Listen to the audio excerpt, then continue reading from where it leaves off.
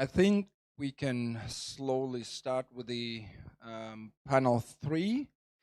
Um, my name is Shalva Debisashvili. I'm the professor of the University of Georgia in political science and international relations. Many of you know me under a different name, Lasha, so don't be surprised. If you want to become my friend, you better call me Lasha than Shal. So this panel, I would like to invite, first of all, the panelists, and let me individually invite them. First of all, let me name Dr. Stefan Kroll, who is the head of the science communication and a senior research fellow of one of the biggest German research center, PRIF. Please, welcome. Um, a good friend of mine, Nicolas Vashakidze, who excellent expert, former deputy former minister. Well, he was also deputy defense minister and walking institutional memory of Georgia.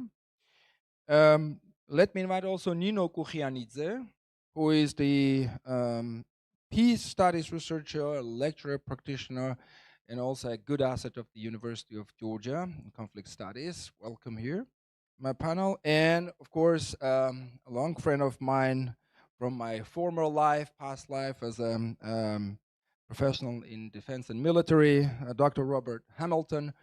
Now he holds a research professor at Eurasian Studies, Strategic Studies Institute, U.S. Army War College, but a good friend of mine in the period when the Georgia started, actually, its democratic transformation, 2006, 2008? Exactly. So with this session, you read the description of the conference. We intend to finalize the conclusions of each of working panels. We are, none of us is a Nostradamus, so we cannot predict in the long run what will happen and what will even happen in the next day, so tomorrow. But we still have some intellectual capacity to analyze some factors, some processes, and come up perhaps with some options for policy solutions.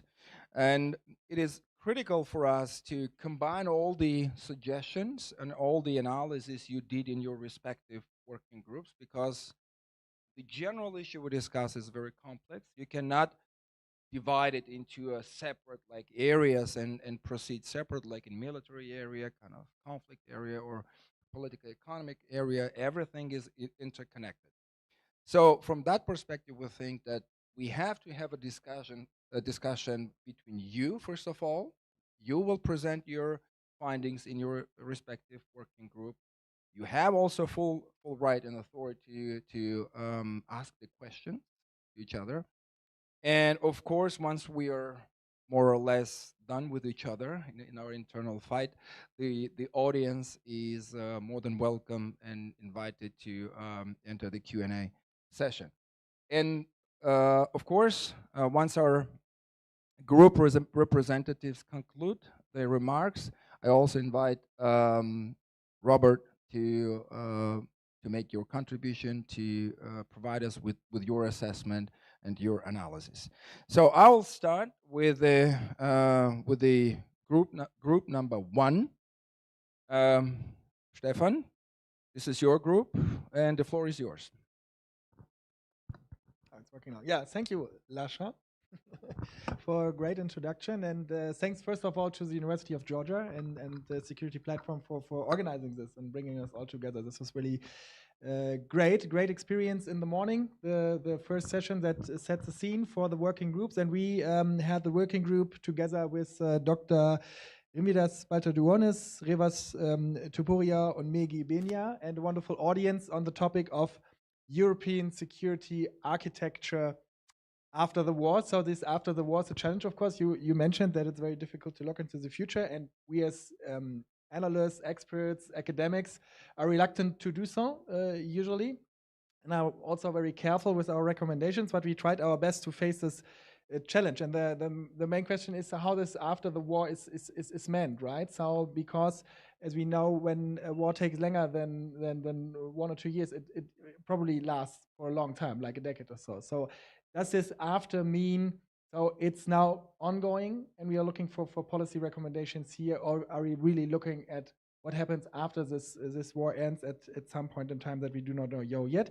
And we have answers to both, actually. So what was kind of surprising for me, so when you put four academics on a panel, it's usually very difficult to find some kind of agreement. So it was in the beginning, I was like, okay, I'm the one having the responsibility to bring this all together, and my usual experience would be impossible. But what was possible here, and this is remarkably, I think, that we could agree on some diagnosis of the situation here. So, and first of all, is that, of course, this war is not the result, not the reaction of some kind of whatever NATO enlargement or security interests of Russia. So the agenda is different. So and this is a very important precondition to have this agreement, because based on this you can come to other solutions or to other lessons learned. So it was also very important in our panel to mark some lessons that we should learn from the past. So we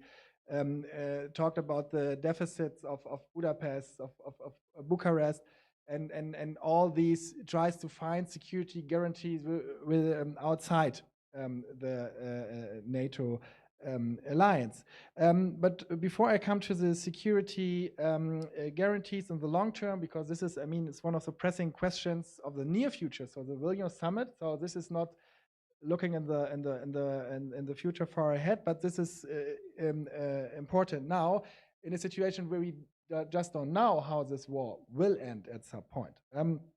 But in terms of how to create a peace and a permanent peace, so the long-term questions, we agreed that it is, of course, and here I can refer also to the keynote in the very beginning, that the rule of law has to be strengthened again, and with regard to that war, justice is needed pretty much to get to a stable peace. So we need we need prosecution of war crimes. We also need to follow up on the idea to have an ad hoc court or with regard to the crime of aggression. So this is very important at the beginning, but also, and this is a more general point, we also need credibility and trust of all international actors, including especially also the Western ones, when it gets to the international rule of law and following international rules, also in Western interventions, for example. So we touched here also upon the more for the larger crisis of international liberal order as such.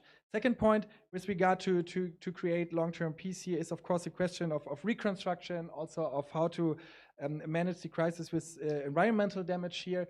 This is of course also very important. But of course, the core question of our debate, also with the audience, was how to get to long-term security strategies, and we had a wonderful presentation on the deficits in the past, but also on the chances, and the diagnosis also here, and I think we also agreed. So what did work in the past empirically was being a member of NATO. This guaranteed security. What did not work so well was being not a member, but somehow connected or affiliated to NATO. So one of the lessons learned, one of the recommendations to which we came at the end in our discussion is that NATO membership is something that should be supported for Ukraine, and we also discussed the case for Georgia as well in our session. In addition to it, and this was an idea by Mehdi, after the war comes to an end at some point. So in addition to idea of NATO membership, in addition to plans of that you can read in the Kiev Security Compact, which are also important, is also what are new institutions in a political science way of thinking of it, not in a legal way of thinking of it, in the future that might be necessary. So we did not only discuss in the institutional setting that we have to use for the future, but also what could be new ideas, and here the idea of an additional joint paper agreement, however you would like to call it, legally binding for the Black Sea region to secure securities here in the future, with NATO members as co-signatories, as a lessons learned of the past, where we had this kind of agreements where also Russia was a co-signature, which is of course impossible today and not part of that idea. Last point, which was important in our discussion, of course, is how Western states, Europe, can increase the immunity with regard to economy, but also the democracy of such. So Russia weaponized everything from history over interdependencies, energy, information. So it's very important to find new strategies here from education to other resources.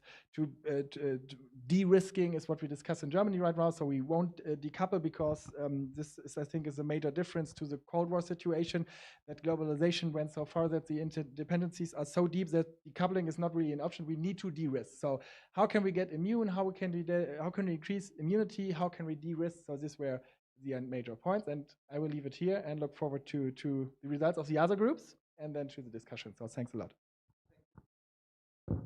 Thank you very much, Stefan. I have already a couple of questions, but I reserve myself to Q&A session, and I will turn to Nick.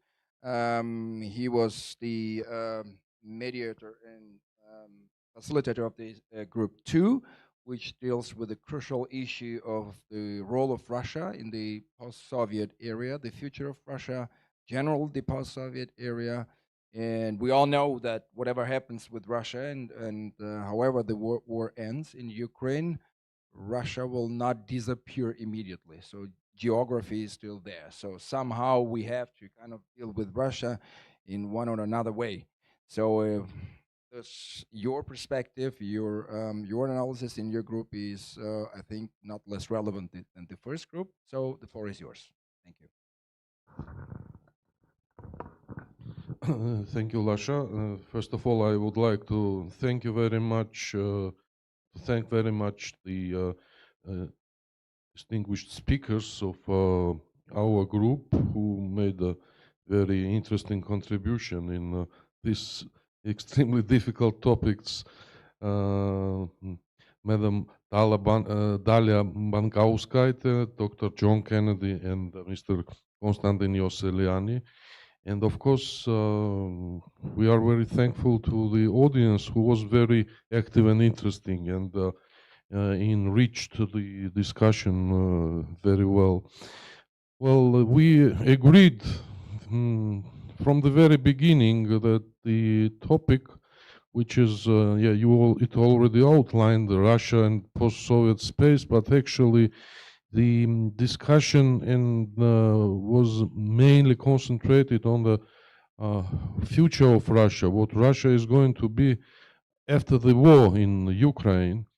And we realized that this particular issue is probably one of the most important, but at the same time, very vague, which is very difficult to analyze or give some prognosis or predictions. But anyway, the common understanding was that first of all, the main goal, all of this war now in Russia for Ukraine and the democratic community is to achieve victory for Ukraine in this war and restoration of Ukrainian territorial integrity, and simply to say restoration of justice at its at least minimal level. But at the same time,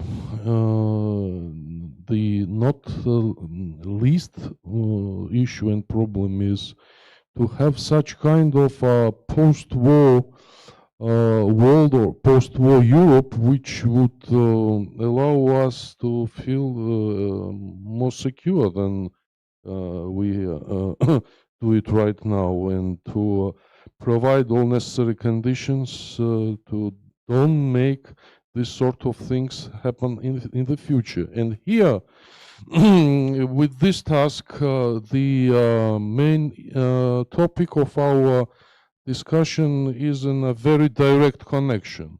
So it simply means that what kind of Russia we'll have after this war, then it would affect the security situation. It was the main factor for the security situation, at least in Europe, in future.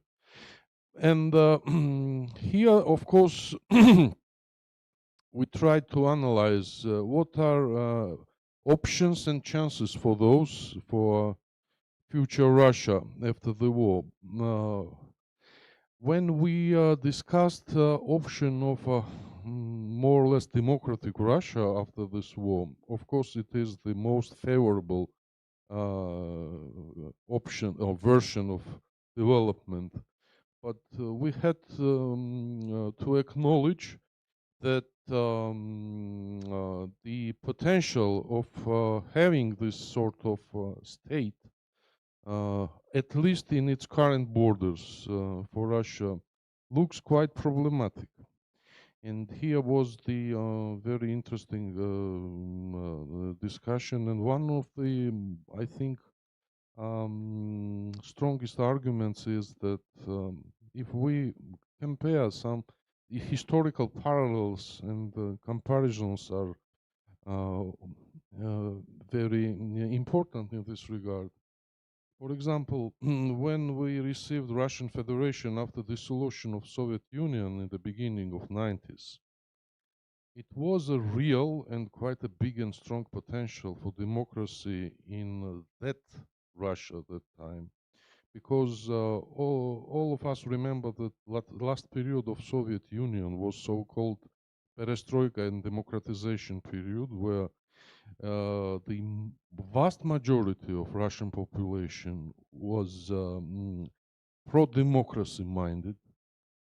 Democratic institutions like political parties and public organizations, international engagement, and so on and so forth, was very strong in that society, which allowed to have more or less democratic Russia at least for a decade after the dissolution of Soviet Union.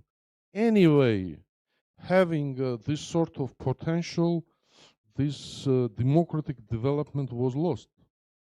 And finally, we received this Putin Russia, which made the sort of ugly things which all of us are witnessing now. If we take current Russia, the potential for democracy, pro-democratic moods or forces in Russia and so on, are much, much weaker than it was in Russia in the beginning of 90s, which makes the option for post-war democratic Russia quite problematic. And plus to this, the problem here is that during last years, and especially 1.5 years when this war started in Ukraine, quite a big amount of Russian population left this country, escaping the war and all of these ugly developments in that country. And unfortunately, we had to acknowledge that the vast majority of people who left the country are those who are pro-democracy and pro-normalcy oriented, which simply would weakness much more chances for democratic development after the war, because we have to confess that a big part of this people, of this population, I would say vast majority, would not return to Russia immediately after the war, and so would not be able to affect situation and developments. And quite a big part maybe would not return at all, because, you know, along the years, people to settle themselves in a more favorable situation and conditions and so on.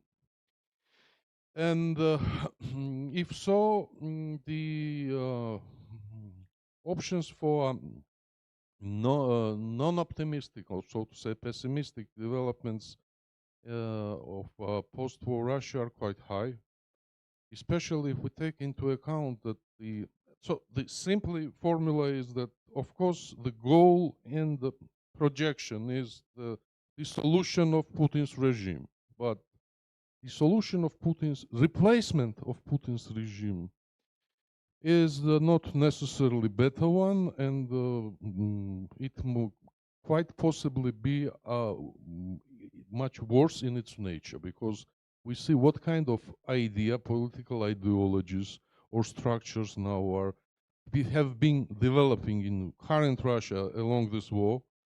We see this bunch of so-called private military companies, which are simply illegal armies, which probably are going to clash to divide the wealth and power in the country, and what Russia would turn in as a result of this clash also looks very problematic. And we see that the as a kind of replacement for Putin's regime and Putin's regime's ideology, we see such kind of people like a new sort of empire for Russia, or a more fascist kind of ideology, and strengthening the forces who represent this sort of ideology. So it is a real threat. Now, the question is how this sort of Russia then would affect its neighborhood. And of course, it is not good news for neighborhood to have such kind of a big neighbor. Good news here is that, as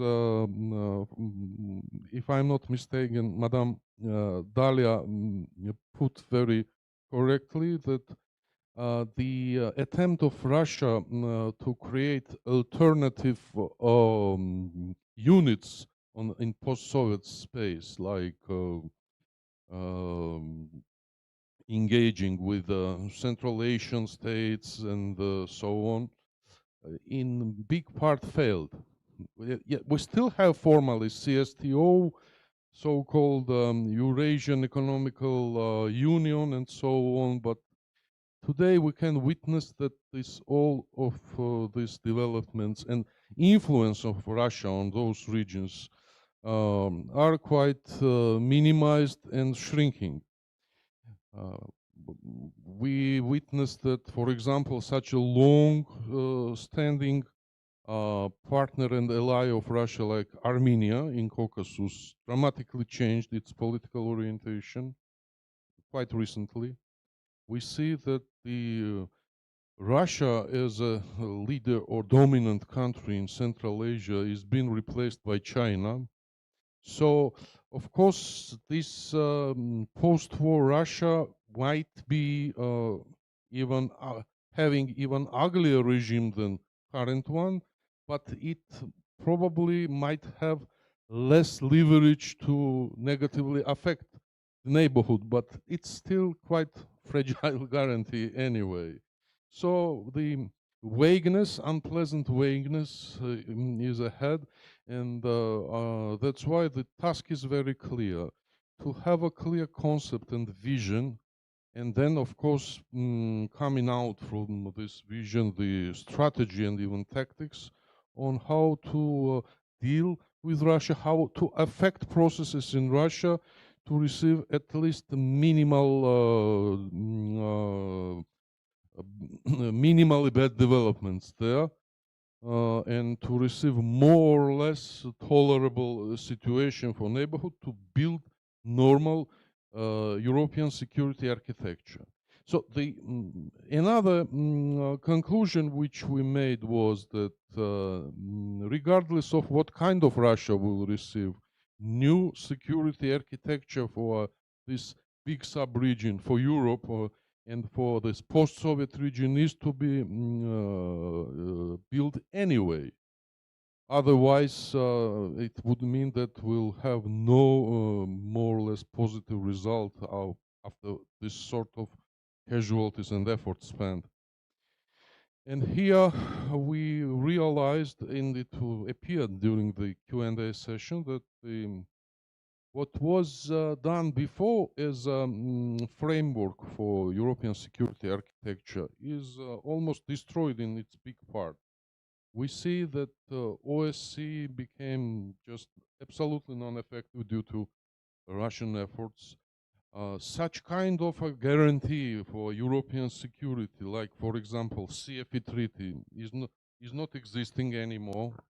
Also by Russian actions, we see all major principles violated, like territorial integrity, the prohibition of any kind of solution of political problems by military means, which simply means aggression and so on. All of these things are destroyed.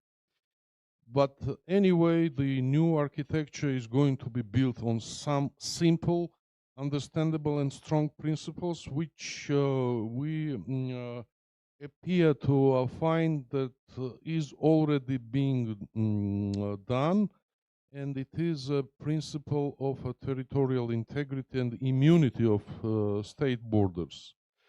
And if, for example, this principle was in sort of under some question, for example, in the period of beginning of war in Ukraine, when many scholars or even politicians of high rank were considering kind of settlement of this conflict by sort of territorial concessions to Russia. Now it is completely yes, taken out, and the principle of territorial integrity looks like the cornerstone of a future European security architecture, and we see how it was strongly defended and preserved in the Caucasus when Armenia, after more than 3 decades of having different position, now recognizes the territorial integrity of Azerbaijan in its internationally recognized borders. We see that all rhetorics of politicians around the future of Ukraine is based on the clear keeping of its territorial integrity in the borders of 1991.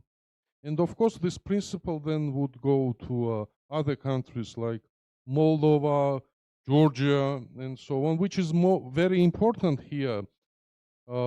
Such another and different kind, the player of very strong and different nature, like China, is also a big defender of a principle of territorial integrity due to its own problems, and I guess it is going also to play an important role here. And so the main conclusion is that regarding the topic, that we are facing a very complex, very deep and big problem for which big part of solutions or projections of how to deal with still are not found. And there is quite a big work ahead. We mean the political, diplomatic, even scientific. So some sort of strategy is going to build. Otherwise, we might receive quite the vague and dangerous situation after the war in Ukraine. So, of course, we did have lots of other interesting discussions, but I would stop here and probably then touch some other issues in Q&A session. Thank you, Nick, for deep analysis of the work and the conclusions done within the working group. It's very striking to me, specifically the conclusion that the likelihood of the democratic Russia is pretty minimal, because if it didn't work in early 90s with all the democratic institutions, dissidents, and etc., why it should work now, where we have even less democratic institutions, and the entirety of the democratically thinking Russians are basically outside of the Russia. That's interesting. But at the same time, it begs the questions, should it mean that the democracy has to be imposed from outside? And then this ultimately means how the military victory of Ukraine should be translated into political victory that ultimately includes Russia in all this global European security architecture. Thank you again. I'm turning to Nino. I assume the work in your working group was not less intensive and illuminating as well. So please, the floor is yours. Can you hear me? Great. Yeah, so the working group that I was facilitating was on the topic of conflict resolution and post-Soviet space. And of course, because of the diverse experiences and backgrounds of the panel discussants, we also came up with a lot of interesting points and fresh perspectives. But I would also like to sort of give an introduction to what conflict resolution looks like in terms of how we view conflicts. Because when we're speaking about conflict, it's really important to acknowledge the different dimensions, aspects, parties that assess the situation of the conflict, right? So basically, we think that it's right to view the conflict in three dimensions.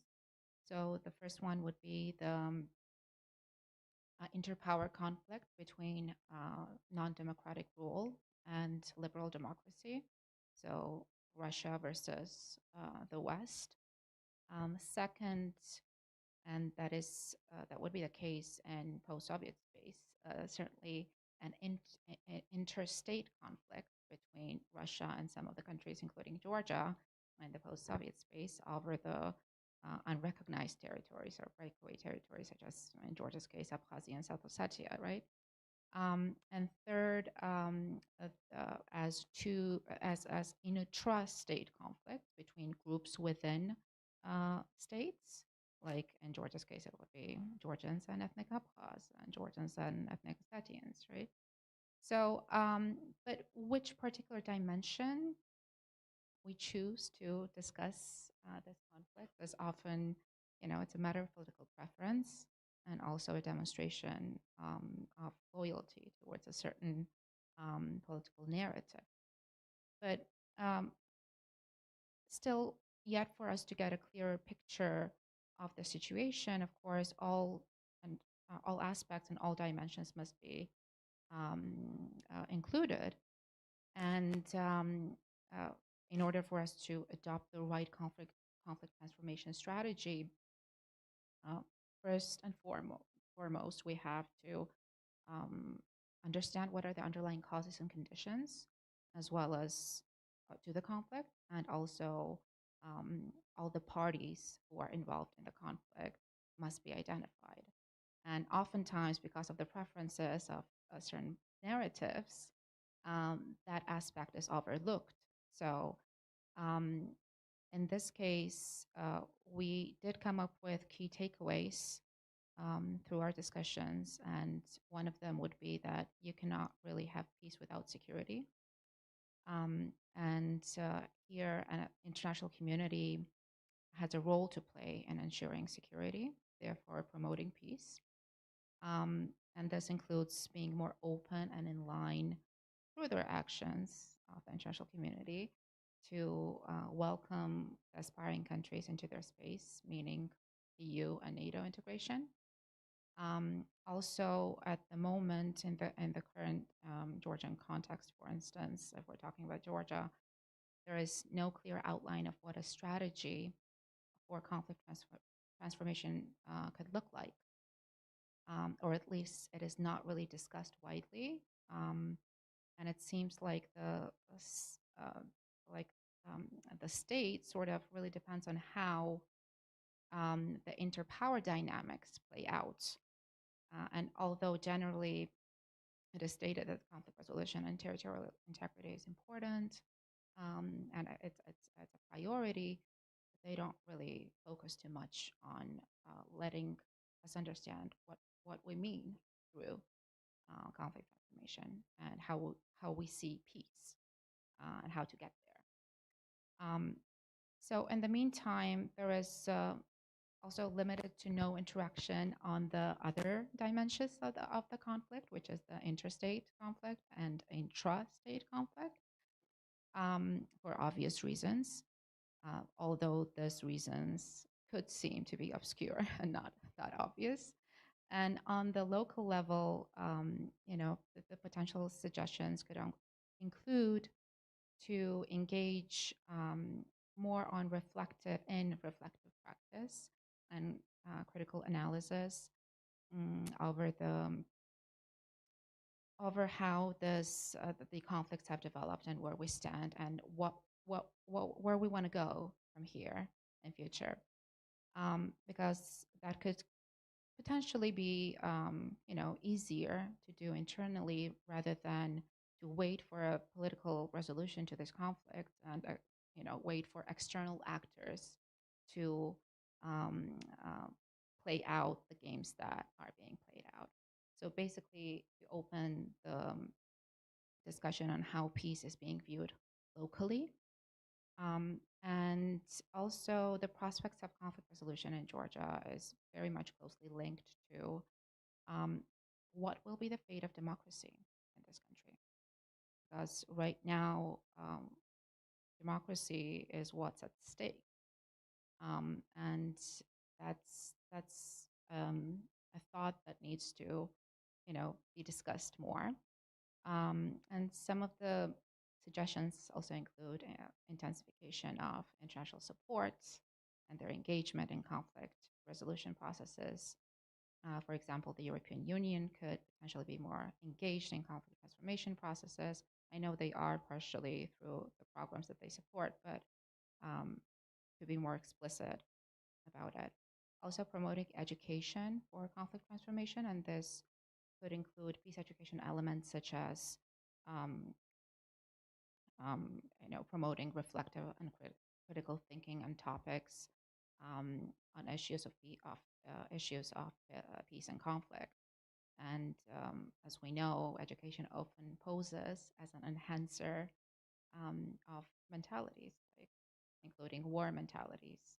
Uh, um, Another point that we made was that it would be good to provide space for discussions that might not be popular at the local level. And we know that there are tabooed sort of topics because conflicts are very sensitive. It has caused trauma um, to majority or at least vast numbers of population. So it's not easy for people to actually embrace and engage in discussions that would lead to alternative ways of thinking about conflict transformation prospects. But that is necessary in order for us to actually touch upon conflict resolution and transformation and peace building.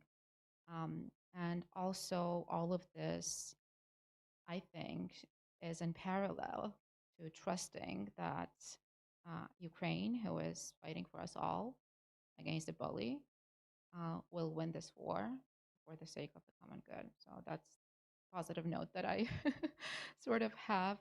But also, I guess what I could add to this is that we don't really have too much recommendations at all. There are suggestions, but because of the complexity of conflict and the multidimensional aspect of this conflict, it seems to be difficult to actually focus on or want to focus on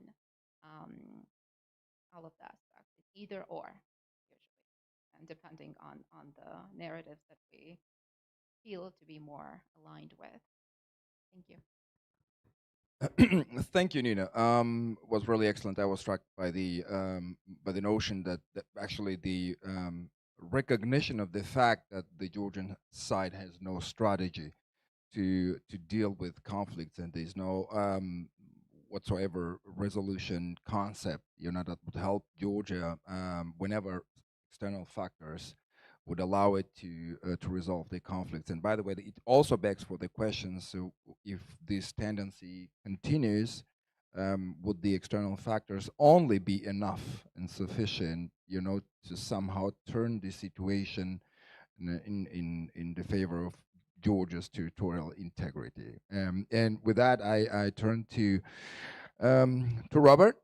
Given your immense military security institutional experience, not only of the U.S. but specifically of Georgia and countries Russia and South Caucasus, you will be given the first opportunity to reflect on the conclusions right now, and also add your analysis and your insights on the issues. Please, the floor is yours. Sure. So thanks, Lasha, and thanks to UGSP for the invitation here. I've learned a lot today. I'm always happy to have a chance to come back to Georgia. So, and I'll preface my remarks by saying they're my own opinions. They don't reflect the policies or positions of the U.S. Army War College, the U.S. Army, or the Department of Defense. So that said, yeah, from the three panels, I was able to bounce around among the working groups. I didn't see all of any of them because I could only be in one place at once, but I saw some really interesting discussion. And so, yeah, I'll do what Lasha asked. I'll sort of pass on my insights that I came to today from listening to all the panels and the working groups, and then add a little bit, maybe my own analysis or opinion. So in the first one, post-war Euro-Atlantic security architecture, I think it's clear NATO will continue to be the most prominent piece of the Euro-Atlantic security architecture. The question, as the working group and panel one actually talked about this a little too, is what's NATO's policy toward Russia? What role does Russia play in the Euro-Atlantic security architecture? I don't think there's any room for any sort of partnership with Russia. I don't see the NATO-Russia Council being reestablished anytime soon, although I've been wrong about that before. I was surprised at how short the suspension was in 2008 or after 2008. But nevertheless, it's going to be NATO.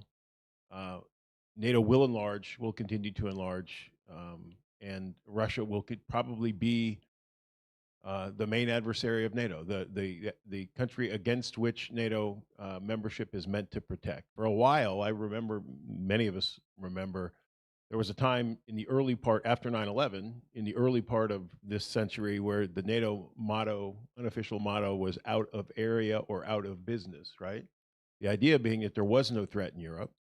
So NATO countries, NATO had, as an alliance, had to learn how to operate out of area in Afghanistan and other places, or it didn't have any reason to exist, right? We've moved 180 degrees from that idea now. It's all about Russia. NATO enlargement did not cause the war in Ukraine. Let's be clear about that. Okay? I mean, it just didn't. NATO, so, and for people who say it did, the John Mearsheimers and others of the world, I would offer that Russia was intervening in Georgia in 1992 and 93 in Abkhazia. Russia was intervening in Moldova and Transnistria in 1992 before anybody in NATO was talking about NATO enlargement, right? So the dependent variable can't come before the independent variable, right? That's not how these equations work. I think it's clear that in Vilnius, Ukraine will be offered a path to membership and Georgia will not. And it sort of pains me to say that, but I think that's a fact. I think since 2008, Ukraine and Georgia have been seen as a pair. I think that pair is broken, and I don't know if the break is irrevocable or not. But Georgia Georgia may get some status or some, enhanced engagement plus or something. But Ukraine's going to get a path to. I think it's likely that Ukraine is going to get a very clear path to membership, and Georgia will not be part of that. I worry a little bit in the Georgian national security and foreign policy establishment. There's the assumption that Western aid is a given and will just continue no matter what happens here in terms of democratization or Georgia's Euro-Atlantic aspirations.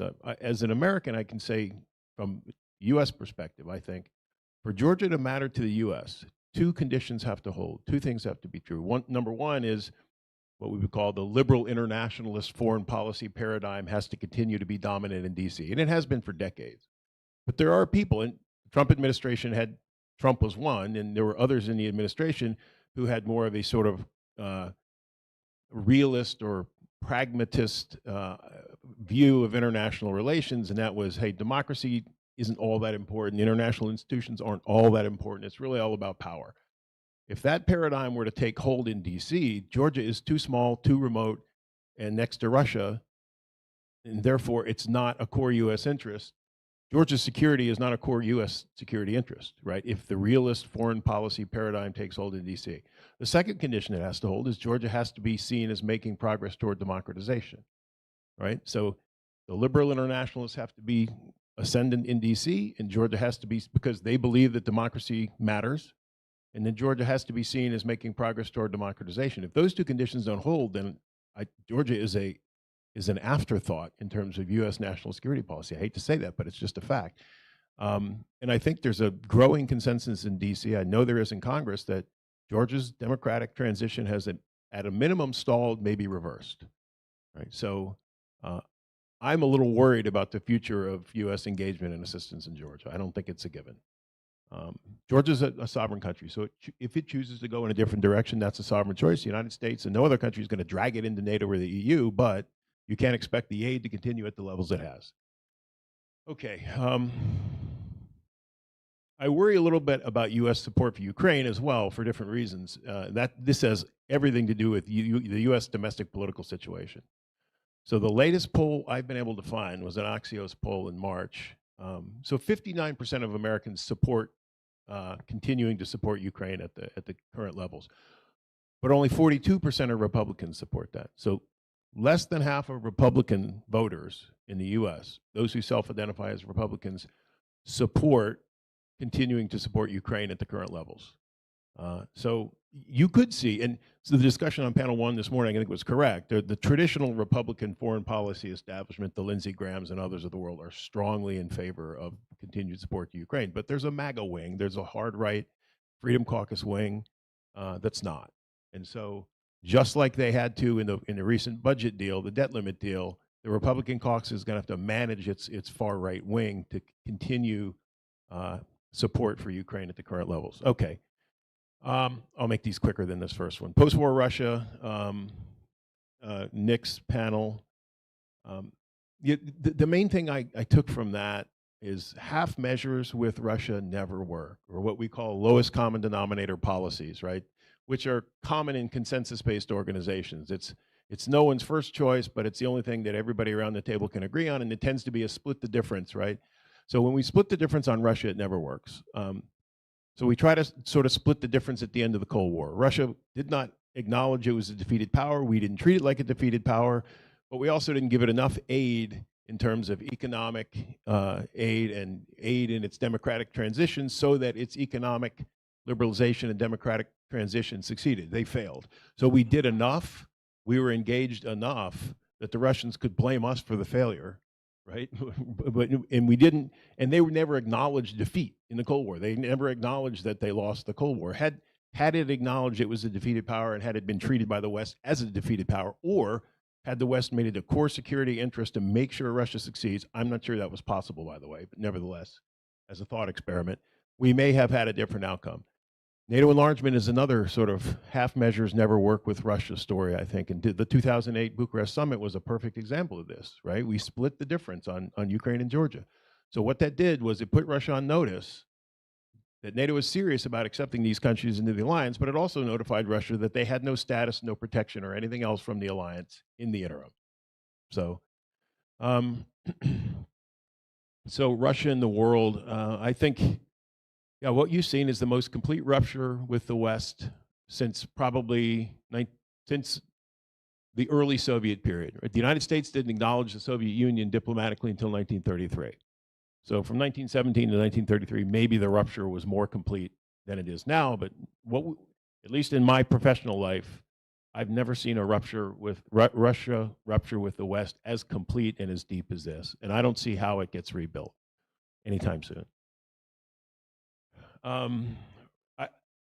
We talked about this, the first panel did a little bit. Russia standing in the global south doesn't seem to have changed. I was in Africa last fall, September, doing research for a book project, and the people I talked to in South Africa, Ethiopia, and Kenya said, you know, you got to understand, if people here buy the NATO enlargement as the cause of the war thing. Many of them do, right? So the Russian narrative in the global south and Russia's standing in the global south doesn't seem to have changed. The China-Russia relationship does seem to have strengthened over this war. The war will be the crucible, right? If China does provide actual military aid to Russia in the war, then there's no debate about whether this is strategic partnership or not. It is. But if China continues to sit in the sidelines while providing rhetorical or narrative support to Russia, then it's a different relationship. I think it's a more instrumental relationship and not a deep sort of partnership. Finally, Putin didn't invade Ukraine, Russia did, right? Especially we in the U.S., like to say Putin did this, Putin did that. The latest Levada Center polls, 83% approval rating for Putin as of April, and as of this month, 76% support the war. Russians, 43 definitely support, and 33 mostly support. So, yes, Putin is the leader of Russia, but this is a bigger problem than Putin, right? And then finally, how the war will end. Well, it'll end in a negotiated settlement, because all wars do, right? Even World War II, the U.S. policy was unconditional surrender. We still allowed, for instance, the Japanese emperor to remain, right? We took German and Japanese sort of some of their positions into account, even while calling it an unconditional surrender. So this war will end in a negotiation. I don't see either side. I hope Ukraine has the capacity for a full military victory, to all Ukrainian territory inside its 1991 borders liberated. But I think it's going to be a really, really hard thing to do. Russia has means to escalate this war that it hasn't yet used, and if it starts to lose on the ground, it can escalate. Right now, I think the calls for negotiation are very premature. Both sides believe now that they can get a better deal by fighting than negotiating. The war will end when both sides believe they can get a better deal by negotiating than fighting, right? So either one of them has to be very close to a comprehensive victory, but know that that comprehensive victory will entail more casualties, more losses, more bloodshed, and be willing to accept less than a complete victory, or they just have to exhaust each other.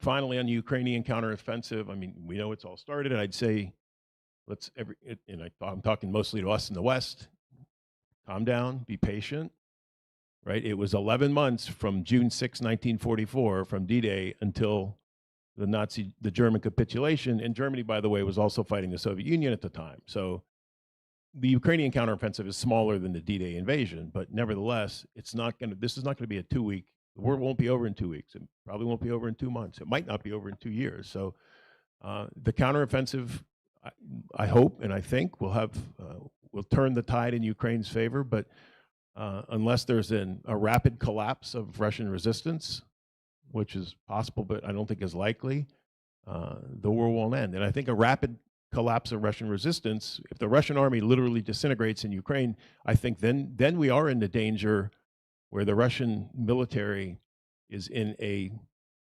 situation where they have to make crisis decisions as their army is collapsing in Ukraine.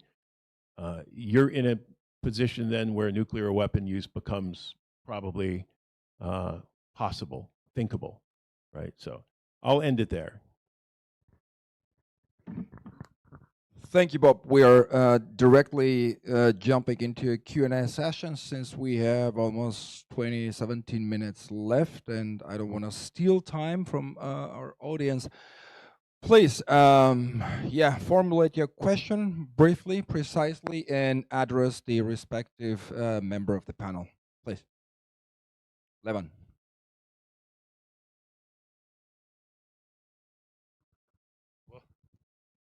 So first of all, thank you for your very interesting presentation. I'm gonna address to Stefan on my first question.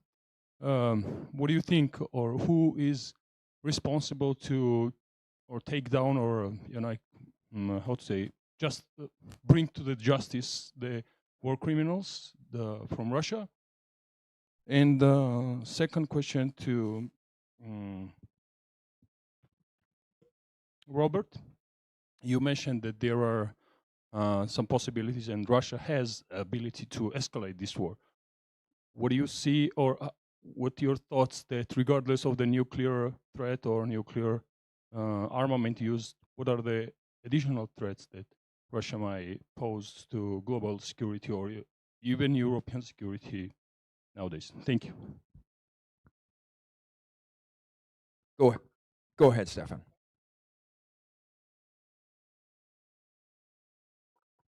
Now it's working. No, yet. Yeah, great. Thank you very much for the question. I think what is really remarkable with this ongoing war, when you compare it to other wars with major war crimes in the past, that the fact finding and the documentation has already begun. So this is a huge advantage, and of course it is a very important part in the transition to peace at some point. That there will be justice, and I think it is pretty much we've talked about what can the international community do, what kind of support, and then we also see that the isolation of Russia did not work. Yeah, in this case of justice, it must work, right? So we also have these UN General Assembly resolutions where we had huge support and we saw some signs of isolation and condemning what Russia is doing, and we should build on this. So the international community has to support this, and in more concrete terms. So is it just the ICC? Is it just the domestic justice? I would also argue there is necessary to have these ad hoc court for Russia, Ukraine, like that we had in the past in the case of Yugoslavia, because this is also something also emphasizing in addition to the legal proceedings, so that at least in this point, yeah, the international community is still existent. Because in the other issues that we just discussed, the big question is: what is this international community? Yeah? Do we have it? And here I see the chance to have an international community engaging. So, and I would say so. This is pretty much the main responsibility of the international community.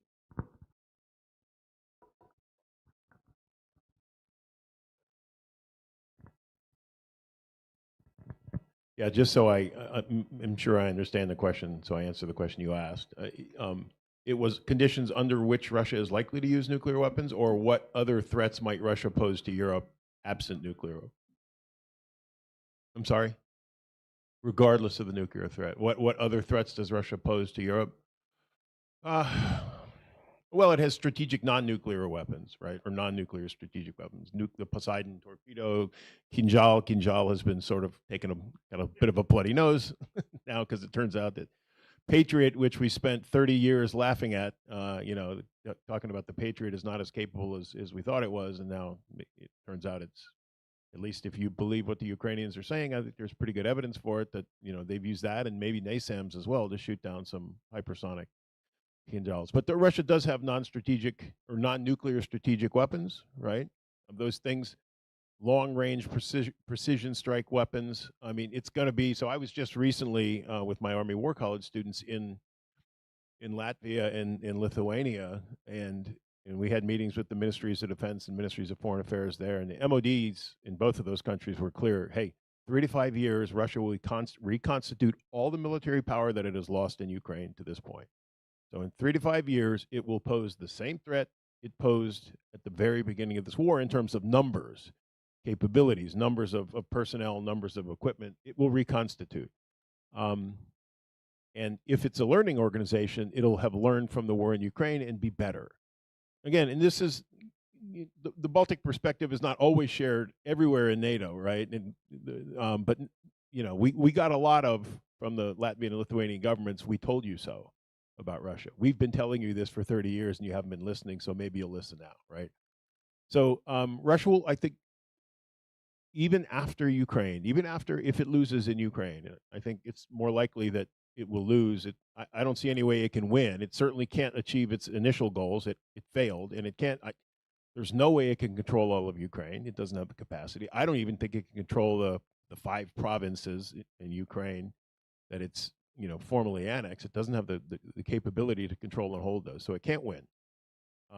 But whether it loses or how it loses, it will still probably within half a decade or a decade have reconstituted and pose a threat. Thank you. Are there other questions? Nino? Hello, everybody. And thank you for this very, very interesting discussion, though not easy to accept, but you are people here who are not afraid of the reality, and that's the reality that that recently I hear more and more often from Georgia's partners that they will never do Georgia's homework. It is impossible. Nobody will drag Georgia into the EU or NATO, and that it's our job to do. And thank you for that truth to be reminded. So, but still, Mr. Vashakidze, you said that everybody should take care of that the same doesn't happen again, meaning the war which is going on in Ukraine.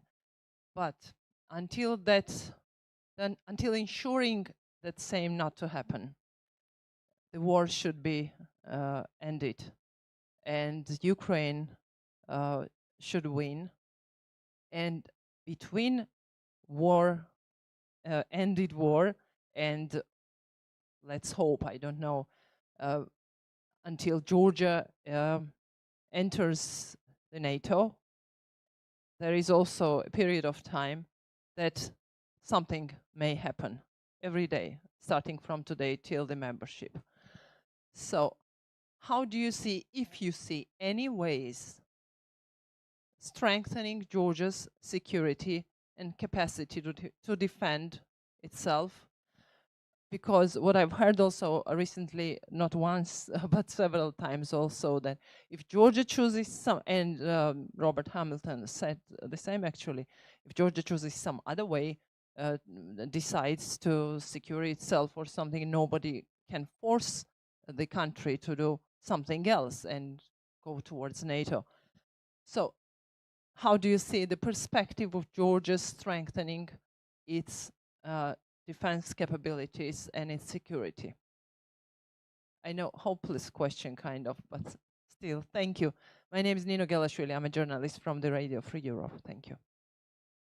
Both to Nick and Bob, Yes, I please. assume, right? Yes, Okay. please.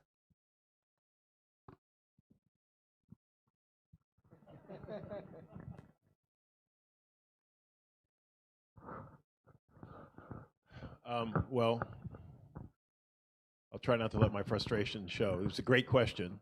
Frustration stems from the fact that Georgia has been working on a national defense strategy since 2019. Two of the people in this room, one on this stage and another one in the audience, were integral parts of that. It's still not published. Georgia has had a total defense concept, which is, by the way, Dialect can tell everyone that total defense, societal resilience are the only way for small countries to survive against bigger neighbors. You can't win a conventional war against Russia, full stop. Georgia cannot. It's impossible. So at some point, you have to transition from a conventional to an unconventional strategy and fight an insurgency.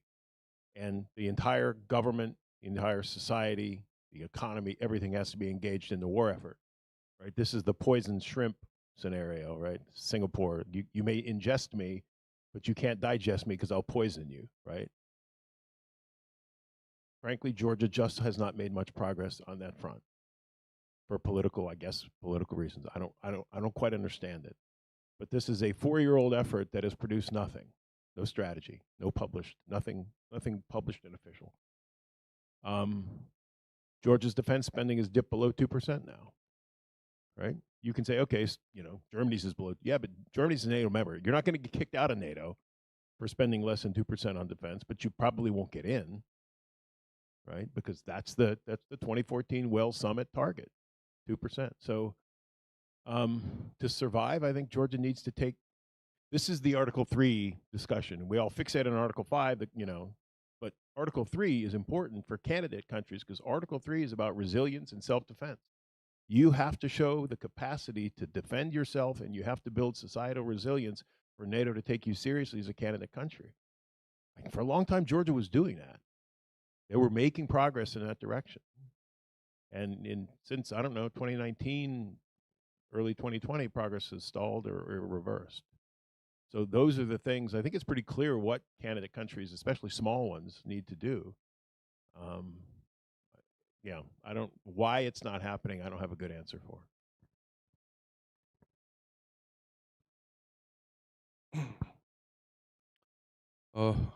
I'm risking to put my answer in a political way, or to be too political, but as we agreed to speak in a direct and opening to tell truth to each other, I think it will not be political. It's an expert's view, which might look political.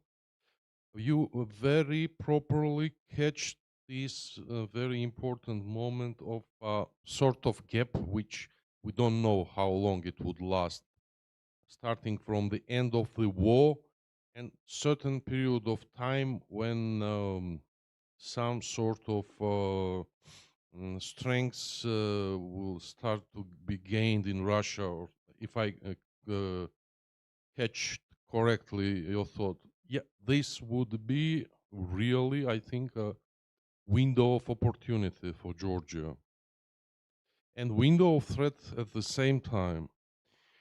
But I'm afraid that this window of opportunity would go in vain if current government in Georgia would remain in power. And that's why my personal view is that the critical point and critical task for Georgian society for today is to do its best for Georgia to have much more professional and open-minded, or even patriotic, if you like, government by that period of time. Otherwise, we might fail in our aspirations. Thank you, Nick. We still have three questions, and then I fear I have to block it. First, Temo, then was the gentleman in the last row, and you, sir. Yeah. So Temo first. Microphone.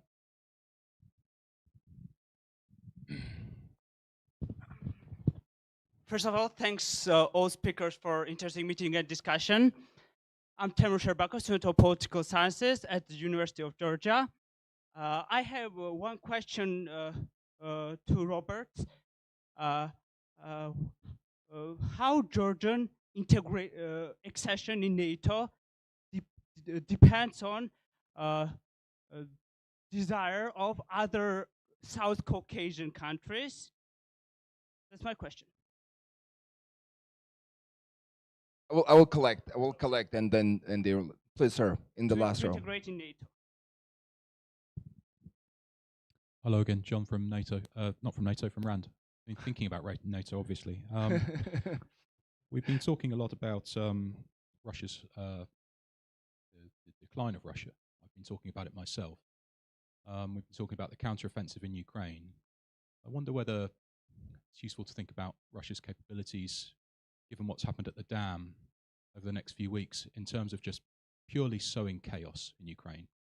I'm concerned that the dam was so proximate to Zaporizhia that that's indicative of Russia's intent to really go turn the screw and to set the scene in Ukraine where everything is on fire. And I'm not quite sure how we respond to that. And I wonder whether the panel would have any ideas, or whether just tell me I'm mad. Great idea. You're definitely not mad. And the gentleman. And this is the last question. We have to finish with this question. Yes, go ahead. Hi, Iraklis Irbiladze, researcher based in Georgia. So my question will go to Professor Hamilton. So let's just imagine the hypothetical that Georgia is going to get the membership action plan in the coming NATO summit.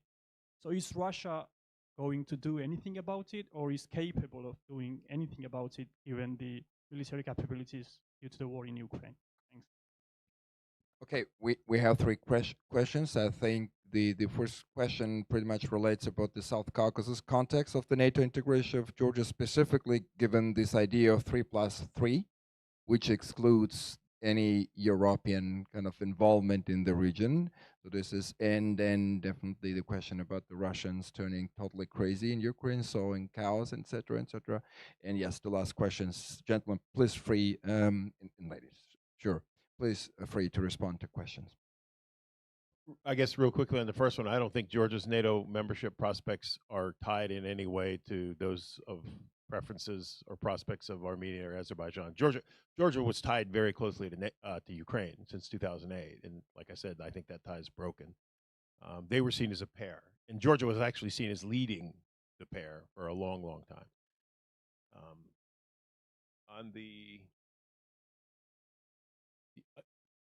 John, yeah, so the people who say, you know, well, the Russians wouldn't blow up the dam, it doesn't make sense. These are many of the same people who said Russia's not going to invade Ukraine, it wouldn't make sense. Or if they do, it's going to be, and I was one who thought this, it's going to be a limited operation focused on eastern Ukraine with maybe some long-range strikes on Ukrainian military facilities elsewhere in the country. So a full-scale invasion of Ukraine designed to denazify and demilitarize Ukraine is an insane undertaking. It makes no sense. Well, they did it, right? So I'm fairly skeptical on Russia, and I've still managed to be disappointed so many times over the last 20 years or so that there's almost nothing I don't put past them. I think it's very possible, yeah. Other comments from your side?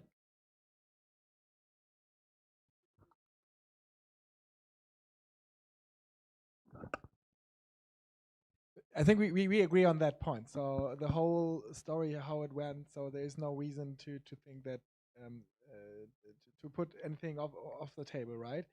But there was the other question with regard to how Russia might react when it now starts with NATO. I would not expect any immediate response. It really depends, I think, on the path that will be taken and what the other scenarios then will be to provide security. And there are different options and there are different possible reactions, but in the immediate moment, I wouldn't expect anything to happen.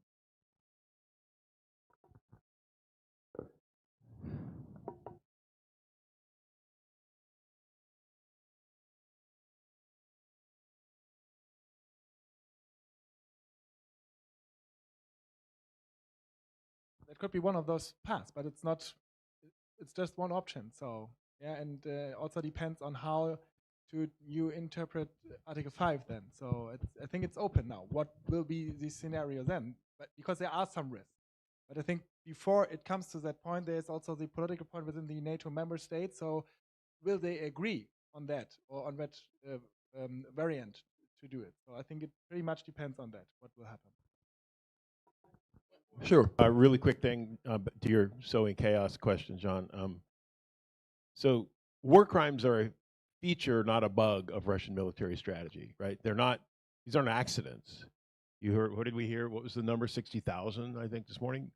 Whatever the number is, they're an integral part of Russian military strategy because the calculus is war crimes are a shortcut to achieving military success.